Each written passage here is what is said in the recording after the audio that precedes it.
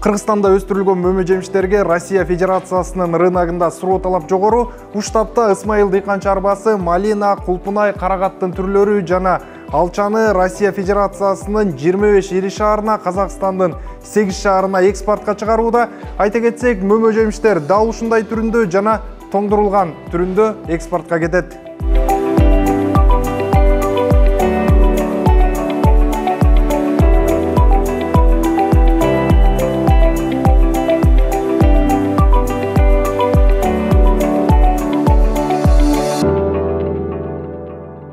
200 гектардан ашык жерге өстүрүлгөн мөмө жемиштин түрү жыйналган соң атайын кампаларда муздатылып экспортко даярдалат. Дыйкан чарба былтыр 500 тоннадан ашык продукциясын Россия менен Казакстанга чыгарган. Кайталангыс даамы, табигый тазалыгы менен айырмаланган кыргыз мөмөсү айрыкча Орусиянын рыногунда бааланат. Биздин клубника малинаны, өзүбүздүн местный клубника малинаны Россия менен Казакстан уже тааныды. Рынокту ошо именно өзүбүздүн эски сорттогу малинабыз менен ошол рынокто жеңип келатабыз. Россиянын 25 шаарына кетет бу жерден. Новосибирскке кетет, Иркутский, Сургут, Түмен, там ушундай көп шаарларына кетет.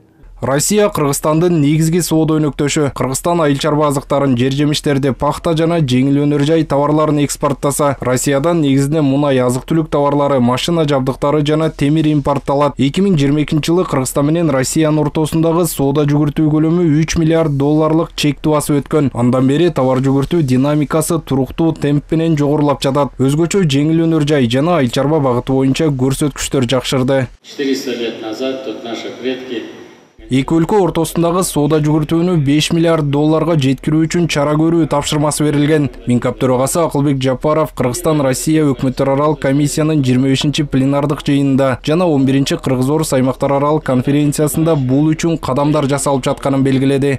с учетом обозначенных нашими президентами задач Кыргыз-Орус мамилелери биз үчүн маанилүү. Жогорку деңгээлдеги эки тараптуу байланыштардын жогорку динамикасы байкалууда. Кыргызстан менен Россия достуктун жана өз ара пайдалуу өнөктөштүктүн бай тарыхына ээ. Бул жолку жолугушуунун жыйынтыгы стратегиялык мамилелерибизди чыңдоого чоң салым кошот деп ишенем. Өткөн жылы Кыргызстан менен Орусиянын ортосундагы товар жүгүртүү 3 миллиард АКШ долларына жетип, 2024 жылдын 4 айында 30% өсүү менен миллиардтан ашты. 5 миллиард деген максат буга чейин эки өлкөнүн лидерлери тарабынан коюлган. Биз ага ырааттуулук менен гана бара алабыз. Уверен, что при сохранении положительной динамики по итогам года мы сможем выйти на еще большую величину. Кыргызстан менен Россия узак мөөнөттүү стратегиялык өнөктөш катары экономикалык алаканы чыңдап келет. Эки өлкө КМШ, ШИКУ, ЕЭП сыяктуу уюмдардын алкагында дагы активдүү өз ара аракеттенүүдө. Андыктан соода жүгүртүү мындан ары дагы көбөйө берет дейт эксперттер. Соода жагынан деле карап атпайбыз. Биз деле эң көп ушул байланышыбыз Россия мамлекети менен болуп атат.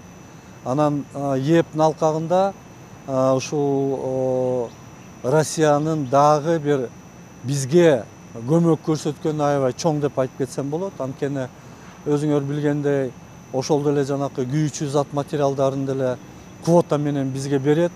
Туруктуу баа менен, ылдый баа менен башка мамлекеттерге караганда. Биз үчүн жакшы бир мүмкүнчүлүктөр пайда болуп атат. Биз да өзүнчө бир биздин да болгон айыл чарба продукциясын жана жер жемиштер болобу, мөмө жемиштер болобу, аларды дагы биз Россияны көздөй сатып, ушундай бир жакшы соода жагынан дагы бекемдеп жана байланыштарыбыз бекемдеп турган кезде.